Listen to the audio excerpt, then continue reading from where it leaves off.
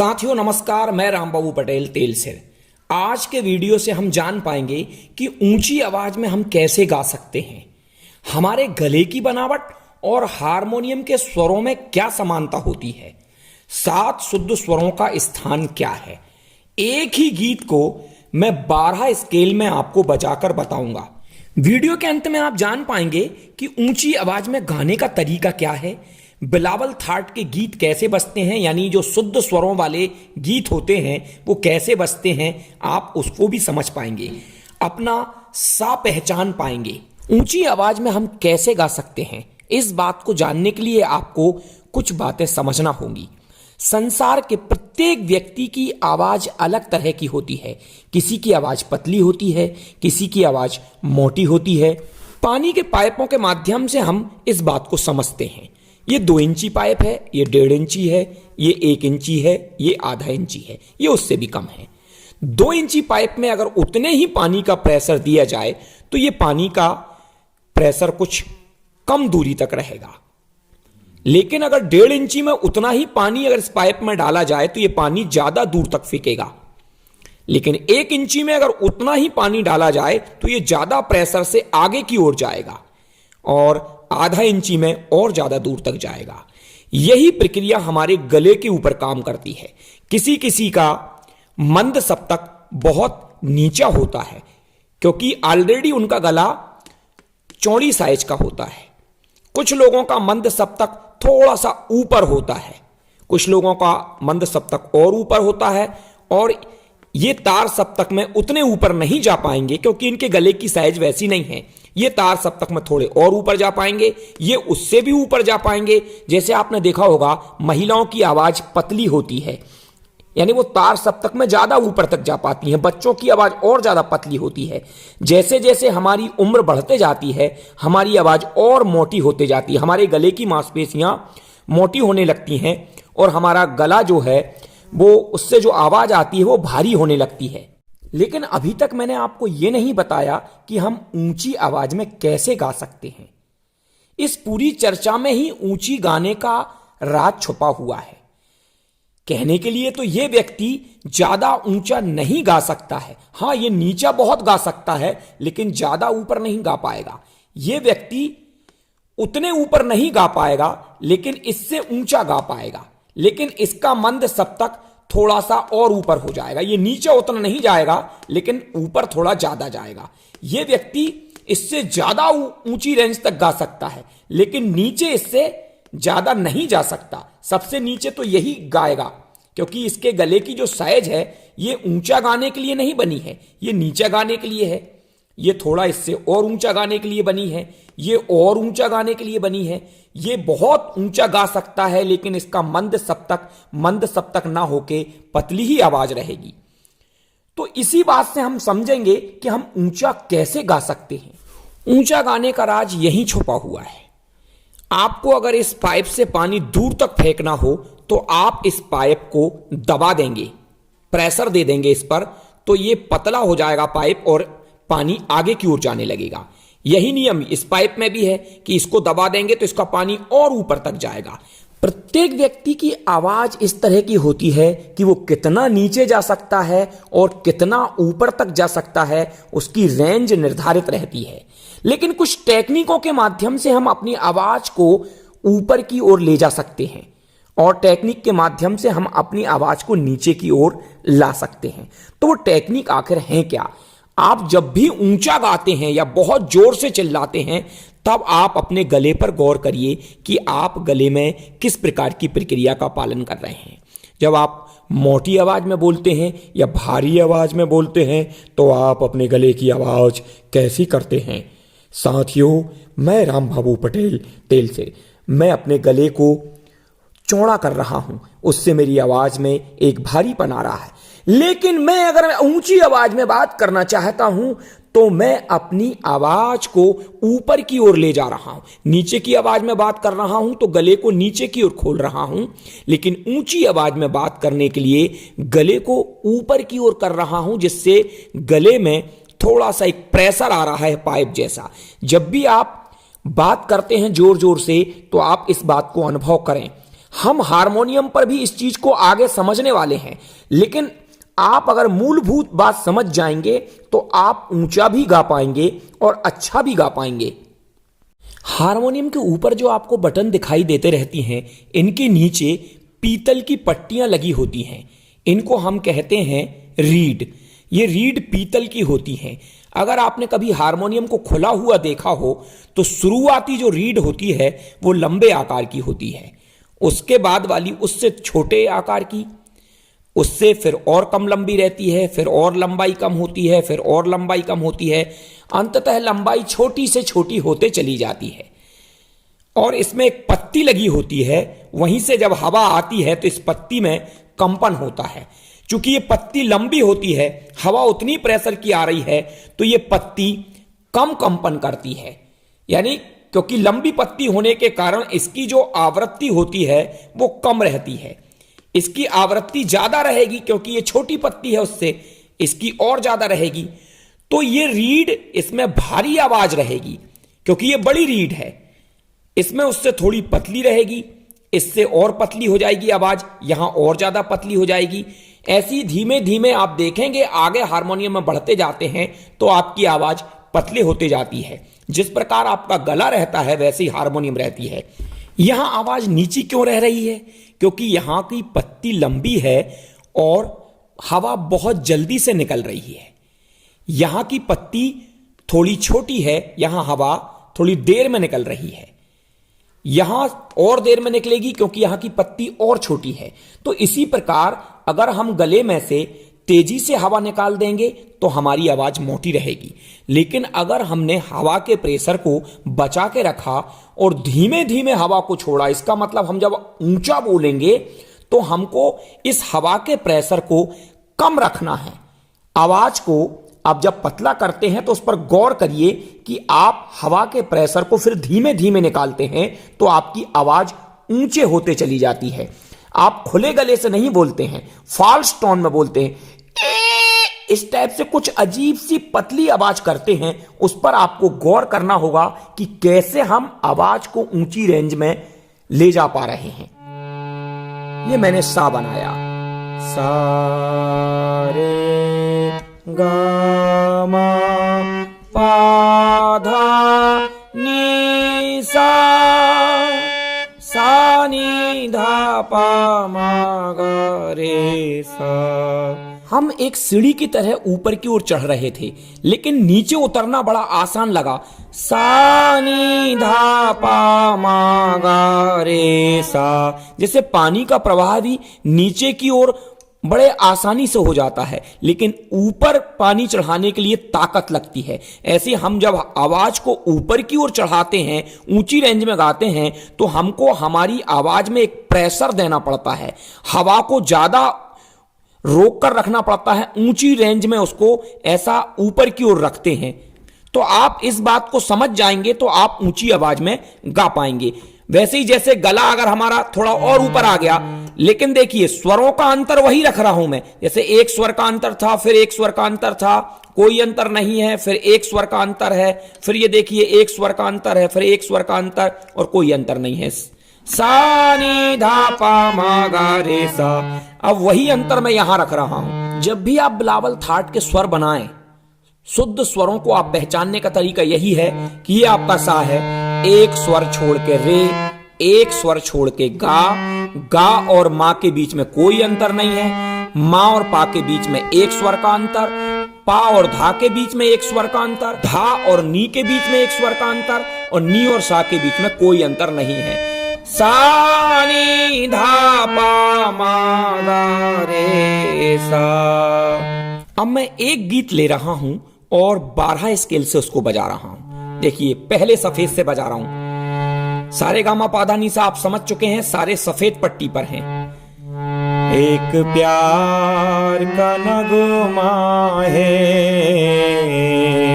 मौजों की रवानी है, जिंदगी और कुछ भी नहीं, तेरी मेरी कहानी है। एक प्यार का नगमा है। अब मैं सा को थोड़ा और ऊपर कर रहा हूं। एक प्यार का नगमा है, मौजों की रवानी है, जिंदगी और कुछ भी नहीं, तेरी मेरी कहानी है। अब मैंने सा को थोड़ा और ऊपर कर लिया, यानी मेरी आवाज अब और ऊपर जाएगी। इतना ऊंचा सा हो गया मेरा। एक प्यार का नगमा है, मौजों की रवानी है, जिंदगी और कुछ भी नहीं, तेरी मेरी कहानी है।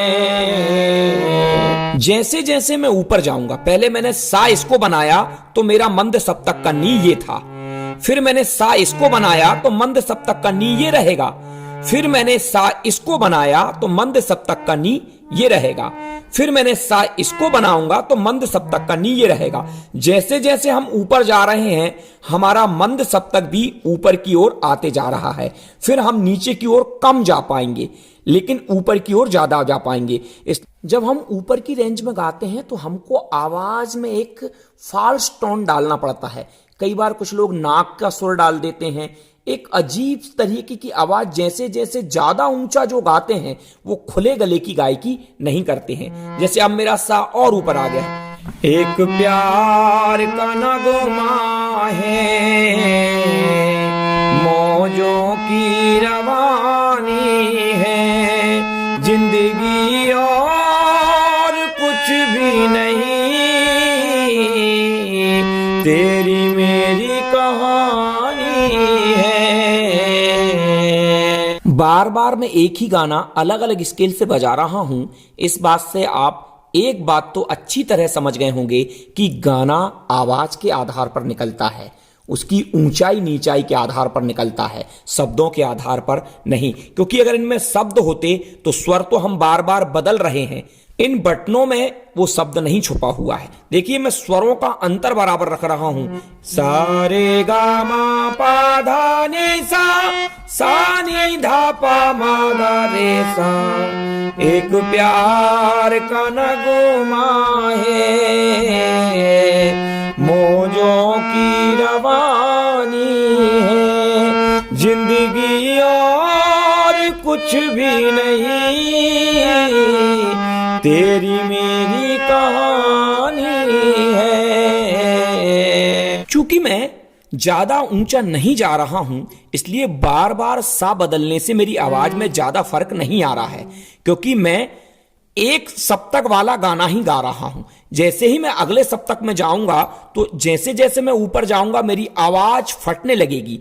तो आपको अपना सा ऐसा चुनना है कि आप नीचे कम से कम 4 स्वर जा पाएं और ऊपर की ओर भी एक सप्तक पूरा करने के बाद 4 स्वर ऊपर की ओर जा पाएं, वही आपका सा होगा। सा एक प्यार का नगमा है, मौजों की रवानी है, जिंदगी और कुछ भी नहीं,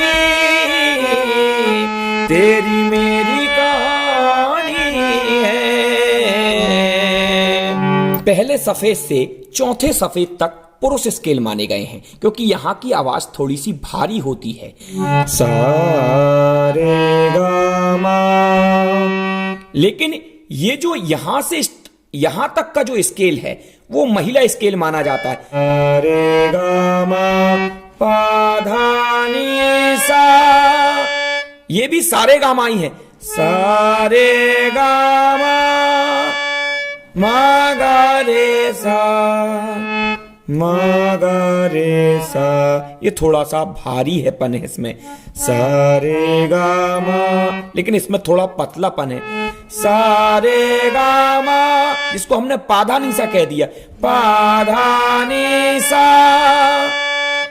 सा रे गा मा पाधा नी सा, ये महिला स्केल है। तो यहां तक जो है पहले सफेद से चौथे सफेद तक 1 2 3 4 5 6 ये पुरुष स्केल है। 1 2 3 4 5 6, ये 6 स्केल महिलाओं के माने गए हैं क्योंकि यहां पर आवाज पतली होती है। ऐसा नहीं है कि महिलाओं के स्केल पर पुरुष नहीं गा सकते या पुरुषों के स्केल पर महिलाएं नहीं गा सकती। आवाज के हिसाब से बात कर रहा हूं क्योंकि महिलाओं की आवाज थोड़ी पतली होती है तो उनका स्केल थोड़ा सा ऊपर की ओर होता है। पुरुषों की आवाज में एक भारीपन होता है तो वो पहले दूसरे काले और इन 4 सफेद से गाते हैं। महिलाओं का स्केल थोड़ा पतला होता है इसलिए 3 काले में से और इन सफेदों में से उनका स्केल ज्यादातर रहता है। अब मैं महिलाओं के स्केल में आ गया हूं।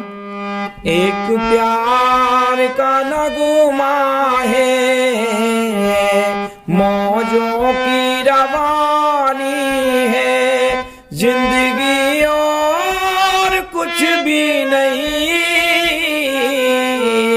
तेरी मेरी कहानी है। जैसे जैसे ऊपर जा रहा हूं मेरी आवाज में एक पतलापन आ रहा है।